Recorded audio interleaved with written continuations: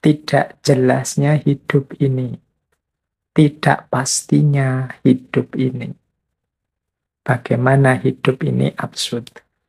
Ada beberapa quotes, beberapa potongan dari novel yang menurut saya menunjukkan betapa hidup kita ini absurd, tidak pasti.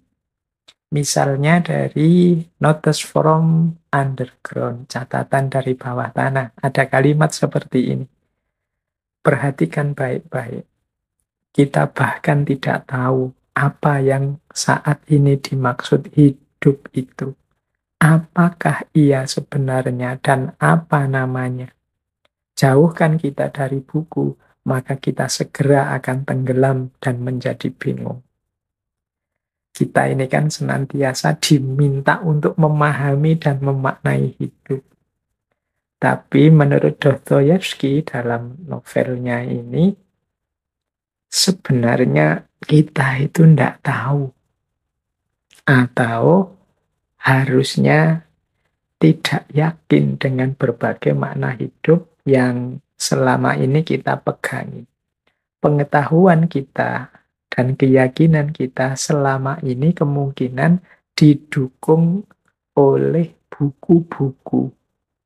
Idealisme yang ada dalam konsep-konsep yang ada di buku. Sebagian besar kita kalau ditanya apa makna hidup itu ya jawabannya jawaban buku. Jadi jawaban yang kita peroleh dari ideal-ideal ilmu pengetahuan. Padahal hidup itu tidak sesederhana itu. Makanya dalam quotes ini, jauhkan kita dari buku-buku, maka kita akan segera tenggelam dan menjadi bingung. Seandainya semua konsep dari buku-buku itu kita buang, terus kita membaca sendiri hidup ini, mungkin kita ya terus jadi bingung. Kenapa bingung? Karena hidup ini tidak seseragam yang kita bayangkan. Hidup ini tidak semonoton, tidak sepasti apa yang diuraikan oleh buku-buku. Jadi, ini kalimat yang pertama menunjukkan, ya memang hidup ini absurd, tidak terlalu jelas. Makna apapun yang kita pegangi, ya ada relevannya, ada juga sisi tidak cocoknya dengan hidup ini. Nah, jadi yang pertama itu. Yang kedua, ini ada kalimat yang menunjukkan keabsurdan. Ini lebih jelas lagi. Ini saya ambil dari The Brother Karamazov. Kata Dostoyevsky, dunia berkata, engkau punya keinginan, penuhilah. Engkau memiliki hak yang sama seperti orang kaya dan orang-orang besar. Bahkan jangan terburu-buru memenuhi keinginanmu, tapi perluaslah keinginanmu dan tuntutanmu. Inilah doktrin dunia hari ini. Dan mereka percaya inilah kebebasan. Hasilnya adalah yang kaya terisolasi dan bunuh diri, sedang yang miskin cemburu dan akhirnya membunuh. Jadi, ya hidup ini memang dasarnya keinginan. Kita selalu kejarlah keinginanmu, kejarlah cita-citamu setinggi mungkin. Ayo dikembangkan terus cita-cita kita, jangan mandek. Itu kan yang sering kita dengar, nasihat-nasihat, motivasi-motivasi. Kata Dostoyevsky, ya ini doktrinnya dunia hari ini. Manusia dipaksa untuk maju, bergerak terus mengejar keinginannya, bahkan seandainya keinginan hari ini terpenuhi, ya matok lagi keinginan lebih jauh, keinginan lebih jauh. Hasilnya apa? Doktrin semacam ini, yang kaya pada akhirnya terisolasi dan bunuh diri. Mengapa? Ya dia tambah kaya, tambah asing dari realitasnya. Dia kehilangan sisi kemanusiaannya. Mungkin dia jemu, dia jenuh dengan hidupnya. Jadi banyak orang mengejar-ngejar kesuksesan, keberhasilan, begitu sukses dan berhasil, dia sendiri malah jemu dan jenuh dengan hidupnya. Makanya banyak kan cerita-cerita orang besar, artis yang Harusnya dia sangat bahagia, banyak orang lain mimpi ingin seperti dia, tapi dia sendiri malah bunuh diri. Kenapa dia merasa asing dari dirinya sendiri, dia terisolasi. Sejak muda mungkin dia dicekoki, ayo ngejar cita-cita, mengejar mimpi. Begitu teraih benar mimpi itu, dia justru merasa hampa. Maka kalimatnya Dostoyevsky, yang kaya terisolasi dan bunuh diri. Sementara yang miskin cemburu, dia lihat orang-orang kaya. Wah, aku kok nggak bisa yang mencapai keinginanku. Aku nggak pingin kaya, nggak bisa. Pingin sukses, nggak bisa. Dia cemburu. Lihat yang lain sukses, yang lain kaya. Akhirnya ya membunuh, merusak. Mencari jalan paling singkat untuk menemukan kekayaan. Jadi inilah absurdnya hidup. Kita diminta untuk bercita-cita tinggi, tapi yang sukses meraih cita-cita justru jemu, bosan, bahkan bunuh diri. Yang tidak sukses meraih cita-cita, cemburu, galau, gelisah, bahkan membunuh orang, merusak, dan lain sebagainya. Nah, ini gambaran dari The Brother Karamazov. Ini menggambarkan betapa hidup ini absurd. Nah, bahkan ada lagi, ini ada quotes ketiga menunjukkan absurdnya hidup, saya ambil dari The Idiot. Aku pikir kalau seseorang menghadapi satu kerusakan yang tidak terhindarkan, misalnya satu rumah ambruk menimpa dirinya, ia akan mencari tempat duduk, menunggu sambil memejamkan mata hingga tibalah apa yang akan tiba. Ini juga absurdnya manusia. Manusia itu ya secara natural dia menghindari rasa sulit, tidak suka dengan penderitaan, dan lain sebagainya. Tapi kadang-kadang kita ketika sudah jelas akan menderita, sudah jelas akan sulit, kita malah diam saja. Ini paradoknya manusia. Kita tahu loh yang kita lakukan ini nanti efeknya mungkin membuat kita menderita. Tapi ya sudah, kita jalan saja karena kita punya pamrihnya. Apapun yang kita putuskan itu kan selalu ada positifnya, selalu ada negatifnya. Biasanya kita hanya siap dengan yang positifnya. Kalau yang negatifnya datang, ya mau tidak mau, siap tidak siap, kita harusnya menerima. Ini digambarkan oleh Dostoyevsky. Seandainya kita duduk di dalam rumah, terus lihat rumahnya mau ambruk menimpa kita, itu orang itu kadang malah diam, menutup mata, nunggu keambruan beneran. Jadi kadang-kadang kan kita begitu ya, ada momen di mana misalnya kita mau mengalami bencana, itu malah tidak lari, tapi mungkin memejamkan mata, mungkin teriak saja, mungkin diam saja, begitu bengong sampai musibah itu benar datang. Jadi akhirnya kita tertimpa beneran oleh musibah itu. Loh, ini loh paradoknya manusia. Di momen ketika dia harus segera lari, dia malah diam. Di momen ketika dia diam, kadang-kadang dia malah kemerungsung lari. Ini absurdnya hidup. Jadi, yaitu ilustrasinya ya, orang yang mau keruntuhan rumah. Kita mungkin sering begitu ya. Misalnya mau apa gitu, mau kena apa, sudah jelas-jelas mau nyampe ke kita biasanya terus malah diam, memejamkan mata sampai kena beneran. Nah, itulah absurdnya hidup ini. Kita tahu kalau kita jatuh cinta, ada kemungkinan patah hati. Tapi kan kita lebih suka melihat senengnya mencintai daripada pahitnya patah hati.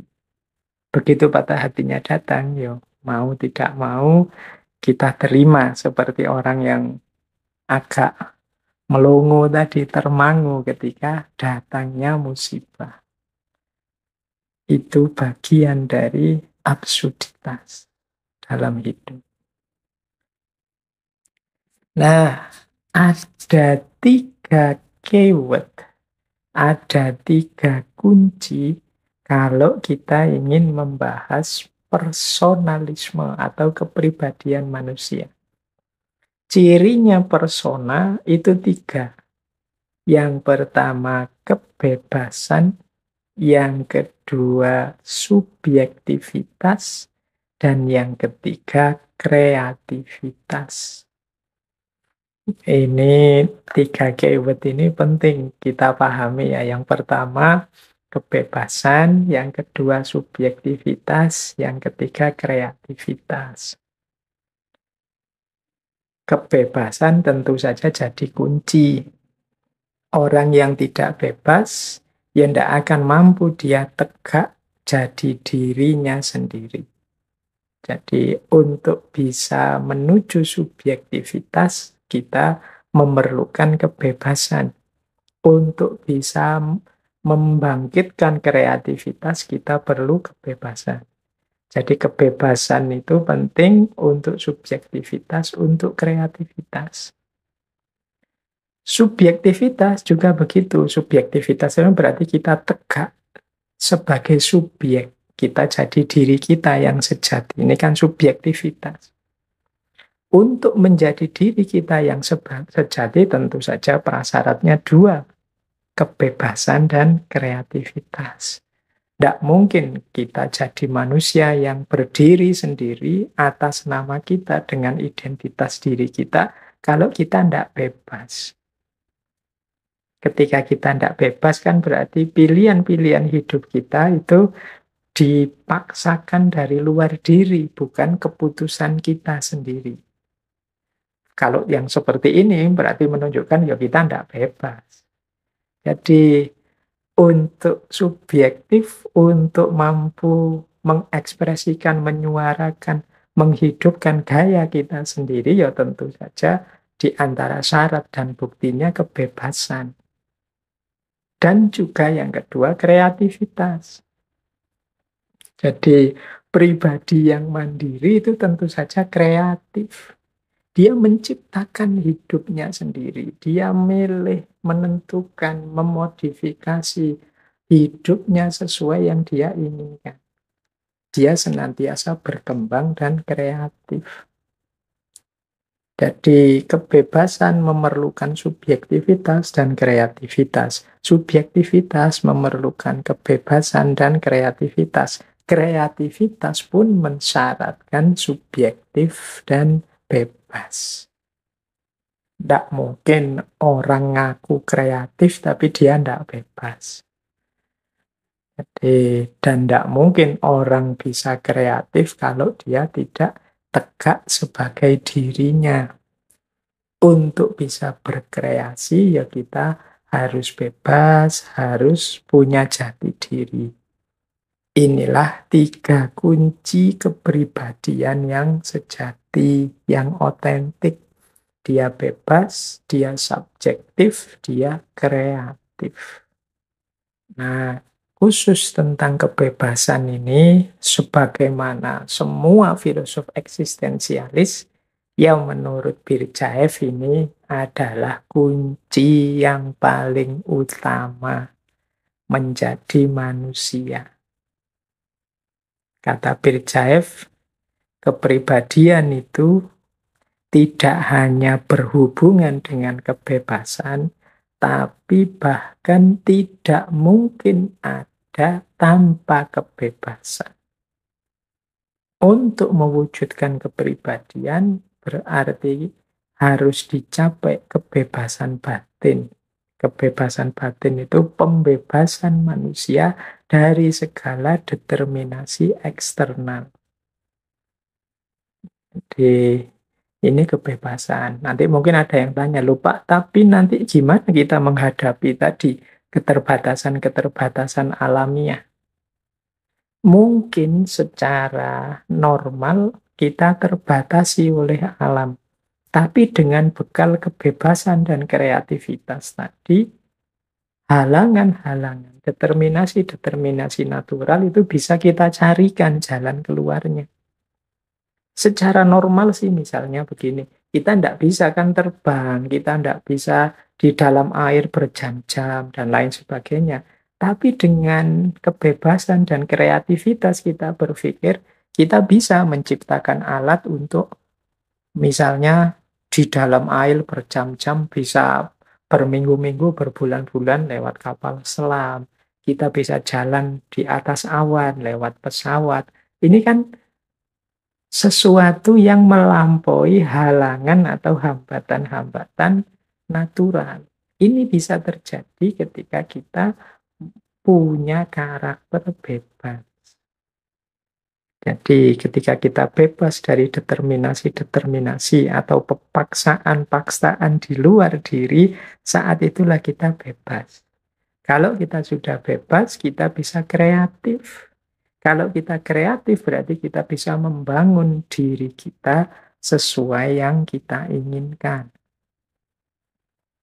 Nah, itulah hubungan antara kepribadian dan kreativitas dan kebebasan. Kebebasan itu kata Birjaev, ini nanti beliau mengaitkannya dengan keimanan, dengan ketuhanan. Kata Birjaev, kebebasan itu, makhluk yang namanya kebebasan ini, dia dari sisi waktu sama abadinya dengan Tuhan, sama azalinya dengan Tuhan. Ini mungkin kalau dalam teologi seakan ini salah satu bagian atau sifatnya Tuhan. Buktinya apa? Loh, Tuhan yang bebas inilah nanti yang menciptakan dunia dan manusia. Manusia itu ada kan pilihannya Tuhan. Karena dia satu-satunya yang maha bebas. Dunia diciptakan seperti ini itu kan juga pilihannya Tuhan. Jadi kebebasan ini sifatnya ilahiyah. Dia jadi karakternya Tuhan. Dia ada jauh sebelum manusia. Maka tadi, manusia yang ingin menghidupkan dimensi mikroteos, dimensi ketuhanan dirinya, harus melalui jalur kebebasan ini. Jangan mau dibelenggu oleh apapun, jangan mau dipaksa oleh apapun, bebaslah. Bebaskan dirimu. Di situ sebenarnya kita sedang menghidupkan karakter spiritual ketuhanan kita. Nah, jadi kalau diurut nanti teman-teman, hakikatnya manusia itu ada pada kepribadiannya. Kepribadian itu syaratnya adalah kebebasan. Kebebasan itu nanti akan dijalankan dalam bentuk kreativitas. Itulah hubungan antara kepribadian, kebebasan, dan kreativitas. Kreativitas itu jalan kita untuk menghidupkan kebebasan atau menuju kebebasan. Kreatif ini kan sesuatu yang luas. Orang yang kreatif itu kan dia menciptakan sesuatu yang baru, melampaui yang sekarang ada. Loh, ini kalau tidak diawali dari kebebasan ya tidak mungkin. Jadi kreativitas itu melampaui batas ada atau aku saat ini. Nah, ketika kita bebas, yang harusnya kita lakukan adalah kreatif.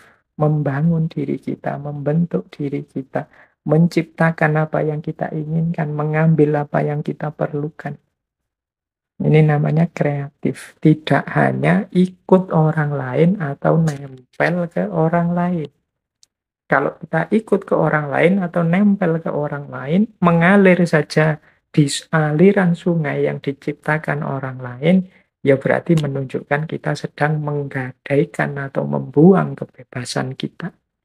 Kalau kita membuang kebebasan kita dengan cara tidak lagi kreatif, hanya ikut orang lain, itu nama lain kita sedang menghancurkan kepribadian kita. Kita sedang menenggelamkan jati diri otentik kita sebagai manusia. Inilah nanti dasarnya Birjaev sangat kritis, sangat tidak suka dalam struktur yang sifatnya menindas, perbudakan, otoriter, dan lain sejenisnya. Karena dalam fenomena-fenomena semacam itu, kepribadian manusia lenyap. Jati dirinya hilang. Dia tidak lagi bebas, dia hanya melayani yang di luar dirinya. Dia tidak bisa menampilkan dirinya sesuai yang dia inginkan. Jadi itu yang disebut filsafat personalisme. Bagaimana manusia harus fokus pada person atau jati dirinya. Oke, baik teman-teman. Ada isu ketakutan tadi kan ya, kegelisahan. Dalam Brother Karamazov, ini kegelisahannya manusia itu banyak sebenarnya. Ada kematian, ada tidak tercapainya cita-cita, keterbatasannya sendiri, termasuk berhadapan dengan orang lain. Tapi dalam Brother Karamazov ini saya nemu kalimat yang menarik tentang ketakutannya manusia ini. Misalnya begini, kata Dostoyevsky, hari ini hampir semua orang yang memiliki kapasitas sangat takut untuk terlihat konyol dan menderita karenanya. Nah, jadi ini menarik, ini menunjukkan orang itu semakin tinggi, semakin sukses, itu ketakutan-ketakutannya semakin banyak. Bahkan ketakutan-ketakutan terhadap hal-hal yang tidak penting.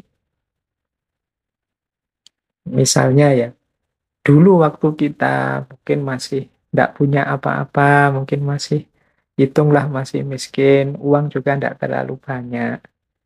Urusan kostum, urusan baju itu yang penting bersih, yang penting belum jelek, ya tetap kita pakai.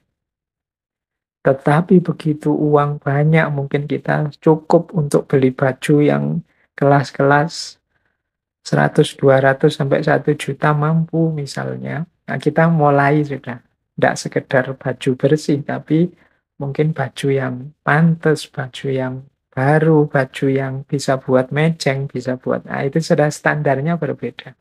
Apalagi kita yang kaya raya sama sekali, sudah. Kadang baju itu kan sekali pakai, malu kita pakai lagi untuk yang kedua kalinya. Kita takut dianggap orang, masa orang kaya bajunya tidak ganti, dan lain sebagainya. Ketakutan-ketakutan terhadap hal-hal yang konyol. Kita terlihat konyol itu tidak mau, dan kita menderita kalau mengalami hal itu.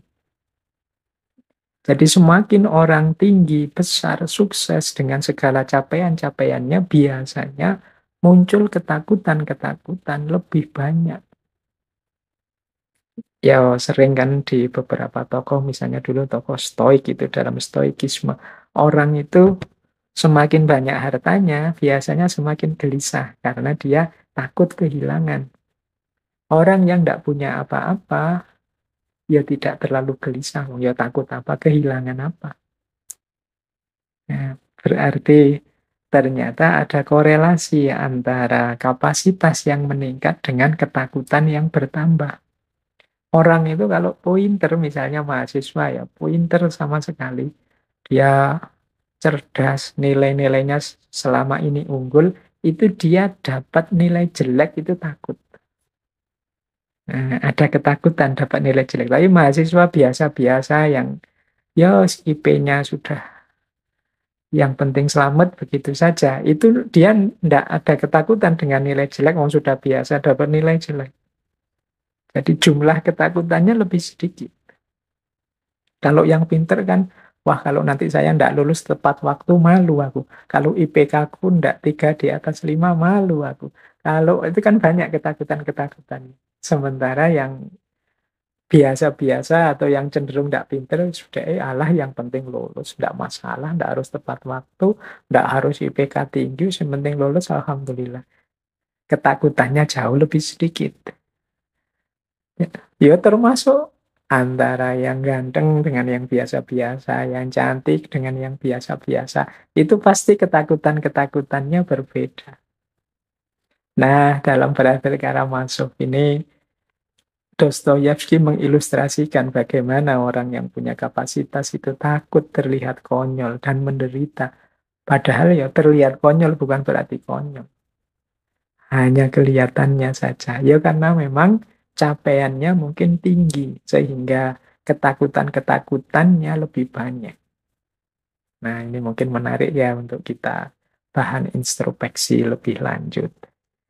Baik, saya lanjutkan. Ada 4 hal yang mungkin menghalangi kita, meskipun kita jangan menyerah di situ. Halangan-halangan pasti ada, khususnya dari 4 hal ini, tapi bukan berarti, oh kalau di situ kita terhalang Pak, kita terbatas. Tidak begitu menyikapinya. Kita kemarin-kemarin kan sering mendefinisikan ada batas nalar, batas berpikir, batas ekspresi diri, batas. Kita dikenalkan dengan batas-batas. Tapi pemahaman dalam tulisan-tulisannya Birjaev, iya manusia itu terbatas, ada kekurangan-kekurangannya. Tapi bukan berarti ketika mentok di batas, itu kemudian orang menyerah, selesai. Dia tidak harus ngapa-ngapain lagi. Justru disinilah kebebasan dan kreativitasnya ditantang. Jadi kalau kita ini terbatas, terus apa yang kita lakukan? Mau diam saja dan menyerah, atau ya kita hidupkan kebebasan kita, intelijensi kita, dan kita kreatif mencari solusi, jalan keluar, alternatif, sehingga kita bisa melampaui hal-hal yang membatasi kita tadi. Nah, apa saja keterbatasan-keterbatasan yang hakikatnya adalah tantangan dalam hidup manusia itu? Menurut Birjaev, ada 4 setidaknya keterbatasan manusia itu. Yang pertama adalah dunia natural atau determinisme alam. Ini tadi sudah dijelaskan kan di depan bahwa manusia itu punya unsur natural, punya unsur alamiah. Oh, ini membatasi kita. Ada banyak hal yang tidak bisa kita lakukan ketika kita terhalangi oleh sunnatullah atau hukum alam. Nah, yang kedua adalah orang lain atau dunia sosial. Ini di kalangan para filosof eksistensialis kan terkenal sekali bagaimana kebebasanku itu terbatasi karena hadirnya orang lain. Nah, nanti menarik, nanti kita lihat ya satu-satu bagaimana cara menyikapi keterbatasan ini. Sehingga keterbatasan ini tidak jadi halangan terhadap kebebasan dan kreativitas kita. Termasuk berhadapan dengan orang lain. Bahkan yang Paul Sartre yang dulu pernah kita bahas, tokoh eksistensialis selanjutnya, itu kan dia sampai bilang manusia itu neraka bagiku, hell to other people. Orang lain itu neraka bagiku. Mengapa? Aku tidak bebas mengekspresikan diriku karena ada orang lain. Orang lain membatasi, menghalangi diriku. Sehingga kata Sartre orang lain itu neraka memang. Nah ini yang kedua. Yang ketiga kata Birjaev, peradaban. Di peradaban itu ya situasi hidup kita hari ini. Ini juga sering membatasi kita. Ya contoh mudah ya peradaban itu. Hari ini misalnya kita kan sering menyebutnya peradaban digital. Orang tidak mungkin menghindar dari situasi digital. Hari ini kalau ada orang, Pak saya anti dengan HP, saya anti dengan laptop, anti dengan internet dan lain sebagainya, akan ketemu banyak sekali kesulitan-kesulitan. Kenapa? Karena digitalisasi hidup ini sudah jadi fenomena peradaban. Sudah global di seluruh dunia. Mekanisme-mekanisme hidup kita banyak tergantung pada peradaban. Pada hal-hal yang digital dalam peradaban digital kita ini. Nah, ini juga sesuatu yang membatasi kebebasan kita. Nanti kita jelaskan lagi lebih jauh satu-satu. Yang keempat, sejarah. Ya tentu saja kita makhluk yang historis. Manusia itu anak sejarahnya sendiri. Cara kita berpikir, cara kita bertindak, berperilaku, bersikap itu ya dilahirkan oleh sejarah. Hidup kita ini di dalam sejarah, dibentuk oleh sejarah yang pada akhirnya akan lahir sejarah baru. Nah, sejarah ini aspek waktunya, kalau peradaban aspek ruangnya, kalau orang lain ini sesama manusia dan dunia natural atau alam ini sesuatu yang di luar manusia. Ada aturan, ada hukum, alam, dan lain sebagainya. Ayo kita lihat satu-satu ya. Yang pertama, kalau tentang yang natural tadi, dunia alam, ya mau tidak mau kita harus menerimanya, meskipun manusia dengan akal budinya bisa mensiasati, bisa mengambil pelajaran, bisa merumuskan teknik-teknik untuk menyikapi dunia natural. Ya contoh dari saya yang mudah tadi kan, manusia normal, biasa, tanpa dimodifikasi apa-apa, ya tidak bisa dia jalan di atas awan, tidak bisa dia menyelam di dalam air selama berhari-hari, berminggu-minggu. Tapi dengan akal budi, kebebasan, dan kreativitasnya, dia bisa bikin teknologi kapal selam, bisa bikin teknologi pesawat terbang, dan lain sebagainya. Harusnya sih, kalau manusia itu terpisah oleh jarak, ya dia tidak bisa berkomunikasi tanpa alat, tanpa apapun. Tapi dengan kreativitasnya, manusia bisa mengatasi jarak ruang. Bahkan bisa mengatasi ketidakmungkinan bertemu, misalnya lewat Zoom, lewat kajian semacam ini kan kecanggihan manusia.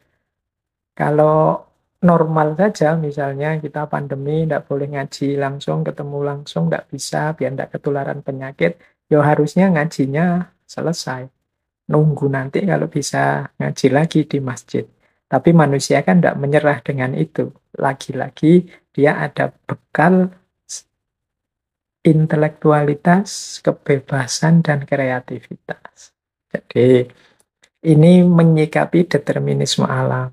Jadi tidak harus kok terus menyerah saja, ya enggak. Menyerah saja Pak, karena rumah saya di atas gunung, nanti kalau gunungnya meletus ya pasti musnah semua yang saya miliki. Lu enggak, manusia punya akal budi, dia punya kreativitas, punya kebebasan. Ya mungkin bisa disiasati, misalnya aliran laharnya diatur, bikin bunker yang melindungi kalau ada wedus gembel, dan lain sebagainya. Ini namanya menyiasati determinisme alam. Kita manusia yang tidak seperti makhluk yang lain, yang harus menyerah, menerima saja apapun situasi. Itu yang pertama, strategi pertama ketika kita ketemu keterbatasan kita, keterbatasan tentang manusia. Akal adalah budaknya perasaan. Nah, ini menarik ya, ini pandangan tokoh eksistensialis mirip dengan pandangan para sufi, misalnya Imam Ghazali. Akal itu hanya suruhannya hati, meskipun Imam Ghazali menyebutnya panglima perangnya, dia hanya pasukannya. Rajanya siapa yang menyuruh-nyuruh? Hati, kolab. Kalau pakai istilahnya Dostoyevsky ini, akal itu budaknya perasaan. Perasaan kita menuju kemana, orientasinya apa, ya akal akan mengikuti ke sana. Jadi akal bukan penentu. Kita itu senang dulu biasanya, terus akalnya datang untuk memberi pembenaran terhadap apa yang kita suka. Atau tidak suka dulu, sejane aku tidak suka dulu dengan orang itu. Nah, terus baru akalnya datang untuk memberi justifikasi, memberi alasan-alasan, argumen aku tidak suka itu apa. Bukan karena ada alasan-alasan ini, terus aku tidak suka. Tidak, terbalik prosesnya. Karena aku tidak suka, maka aku cari alasan-alasan yang membenarkan ketidaksukaanku. Jadi akal itu budaknya perasaan. Kalau pakai dalil ini, maka teman-teman ya tidak usah kaget. Kalau ada konflik-konflik dalam media sosial, antar komentar, antar postingan itu sering tabrakan, ya memang perasaan orang, selera orang beda-beda. Akalnya itu belakangan. Orang itu suka dulu, terus baru kemudian argumen, dasar, alasan, bukti itu mendukung rasa suka dan tidak suka ini. Kalau kita sudah suka pada orang, itu kan terus akal kita kerja mencari baiknya orang ini apa saja. Sebaliknya kalau kita tidak suka pada seseorang juga begitu. Akal kita akan bekerja mencari jeleknya orang ini apa saja. Nah, kalau kita sedang patah hati misalnya, yuk akal akan bekerja mencari apa yang kita butuhkan, apa yang kita inginkan dalam hati kita yang patah. Mungkin kita nyari pelampiasan, mungkin kita mencari pembenaran dari hati kita yang patah, mungkin kita dan lain sebagainya. Nah, itulah makanya akal itu budaknya perasaan. Yang kedua, ini masih tentang intelektualitas, rasio. Kata Dostoyevsky, rasa sakit dan penderitaan selalu tidak terhindarkan bagi pemikir yang besar dan perasa yang mendalam. Menurutku, orang-orang besar pastilah menanggung kesedihan terbesar di muka bumi ini. Nah, ini saya lanjutkan ya, pernyataan ini nyambung dengan quotes dari Notes from Underground. Ada kalimat begini, terlalu banyak berpikir itu penyakit. Kadang-kadang dalam hidup ini, justru orang yang merasa sakit lebih besar, orang yang menderita, itu mereka yang pinter, yang banyak berpikir. Orang yang tidak terlalu banyak berpikir, ya dia tidak terlalu gelisah tentang hidup ini. Hidup ini dijalani saja, dinikmati saja sesuai dorongan-dorongan dirinya. Tidak terlalu banyak pertimbangan. Ini lebih nyaman, kata Dostoyevsky. Dia membayangkan kalau ada orang pinter, ada orang sangat perasa, itu hidupnya mesti isinya kesedihan-kesedihan, kebingungan-kebingungan, kegalauan-kegalauan. Karena memang itulah karakter dunia ini. Ada banyak hal-hal tidak rasional yang terjadi. Seperti tadi ya, berhubungan dengan hukum alam dan lain sebagainya. Maka kata Dostoyevsky, terlalu banyak mikir itu penyakit. Ya manusia memang butuh berpikir. Tapi terlalu banyak berpikir, apa-apa mau diperdalam, apa-apa mau direnungi. Kadang-kadang justru hasilnya adalah kesedihan-kesedihan. Hasilnya adalah rasa sakit dan penderitaan. Maka jangan dikira orang yang sangat pinter itu enak. Dalam banyak hal kadang-kadang kita mending tidak tahu daripada tahu. Dalam banyak hal. Nanti teman-teman boleh direnungi. Ada banyak peristiwa, banyak kasus dalam hidup ini yang lebih baik kita tidak tahu. Begitu kita tahu, penderitaan kita bertambah, rasa sakit kita bertambah. Kadang-kadang tentang hal-hal yang tidak penting. Misalnya ya, ada teman kita ngomong jelek di belakang kita. Itu kan kita tidak tahu. Saat kita tidak tahu, kita nyaman saja bergaul dengan dia, hidup kita cerah-cerah saja. Tiba-tiba ada yang cerita ke kita, teman yang satu itu kalau ngomong tentang kamu jelek. Nah, drop kan kita, sedih kan kita. Akhirnya kalau bersama dia sekarang isinya marah kita, ingin balas, tidak percaya, dan lain sebagainya. Pahit sekali hidup kita. Tambah pengetahuan, tambah penderitaan.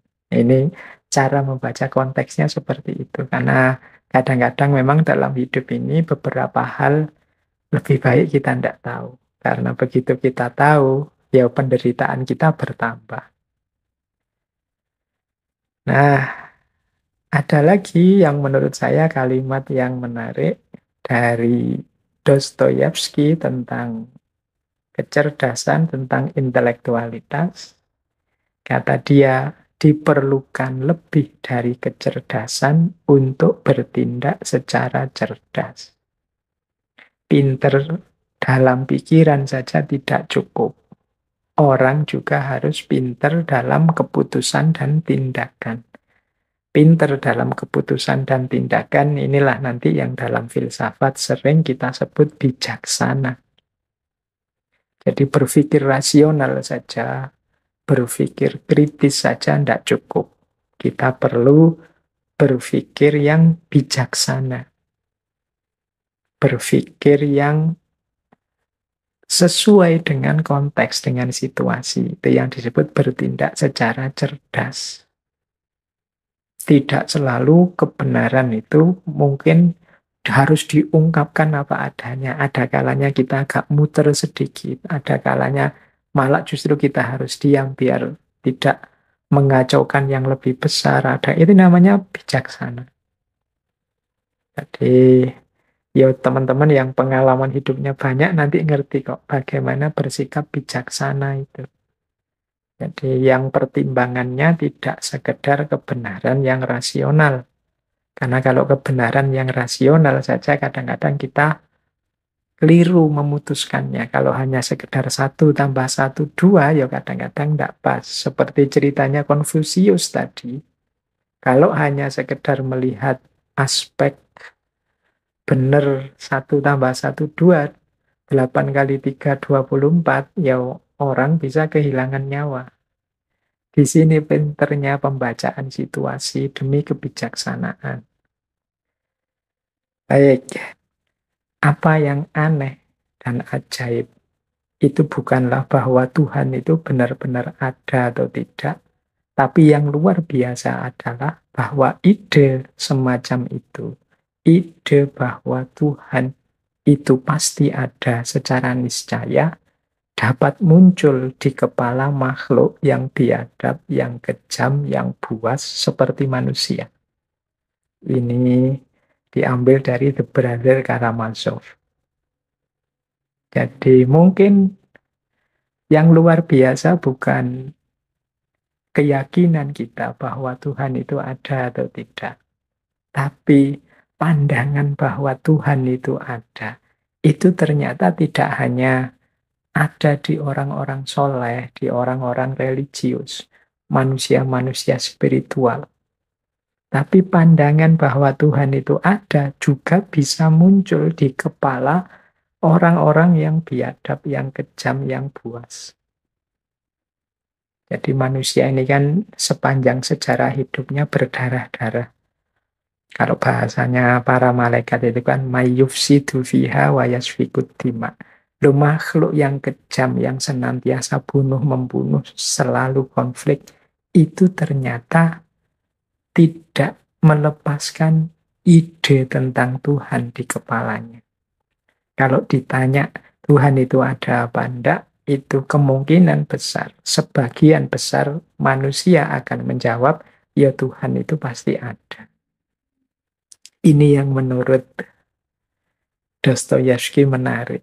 Lu makhluk itu yang kelakuannya sama sekali tidak menggambarkan sebagai sosok yang percaya Tuhan. Karena dia biadab, dia kejam, dia buas. Tapi ternyata kelakuannya ya yang ada di kepalanya itu percaya bahwa Tuhan itu ada. Nah ini kalimat ini bisa ditemukan di Brother Karamazov. Jadi keyakinan ada Tuhan itu bisa muncul di kepala manusia yang biadab, yang kejam, dan yang buas. Nah, ada lagi yang menarik, ada kalimat begini. Dalam kenyataannya, keimanan tidak lahir karena keajaiban. Namun keajaiban lahir karena keimanan. Ini mungkin mirip ya dengan kebodohan dan kecerdasan tadi. Kata Dostoyevsky, orang itu bukan kok mengalami hal-hal luar biasa yang ajaib terus beriman. Tapi biasanya dia ini sudah percaya dulu, beriman dulu, baru ketemu dengan hal-hal yang luar biasa. Jadi keajaiban itu muncul dan diakui sebagai keajaiban karena ada dasarnya keimanan. Kita kan selama ini terbalik. Keajaiban itu jadi sumbernya orang beriman. Karena melihat hal-hal luar biasa terus orang beriman. Tapi kata Dostoyevsky tidak begitu. Peristiwa yang real itu biasanya kebalikannya. Karena orang yang sudah percaya dulu, baru dia bisa mengakses dan mengakui hal-hal yang luar biasa ini. Kalau orang sama sekali tidak kenal Tuhan atau tidak percaya Tuhan, mengalami hal luar biasa pun tidak akan dia sambungkan dengan ketuhanan. Misalnya ya, kita mengalami bencana apa gitu. Ya orang yang sejak awal tidak percaya Tuhan, ya tidak akan mengaitkannya dengan Tuhan. Yang mengaitkannya dengan Tuhan itu yang memang sebelumnya sudah percaya dengan Tuhan. Kita misalnya mengalami musibah yang harusnya kita ini sakit parah karena musibah itu. Ternyata kok bisa selamat. Nah, karena kita beriman, kita, oh iya ini peristiwa luar biasa ini karena pertolongannya Tuhan. Jadi keajaiban itu terjadi karena kita beriman. Bukan sebaliknya, karena mengalami keajaiban terus percaya Tuhan. Karena manusia itu ya kalau sudah tidak percaya, dia tidak akan mengaitkannya di situ. Tapi kan ada Pak orang yang mengalami luar biasa, sebelumnya dia tidak religius. Tapi begitu mengalami peristiwa luar biasa, kemudian dia mengalami konversi terus hijrah. Yaitu kemungkinan sebenarnya dia sudah percaya sebelumnya. Dia sudah punya keyakinan meskipun keyakinan ini tidak hidup dalam dirinya. Ya seperti quotes yang pertama tadi kan, yang muncul di kepala makhluk yang biadab, kejam, buas itu tetap bisa ada ide tentang Tuhan. Ya karena sebelumnya sudah kenal Tuhan, meskipun tidak aktif mengabdi, tidak aktif melakukan kebaikan-kebaikan religius, begitu ngalami sesuatu yang luar biasa, yang kemarin keimanannya tidak hidup, sekarang jadi hidup.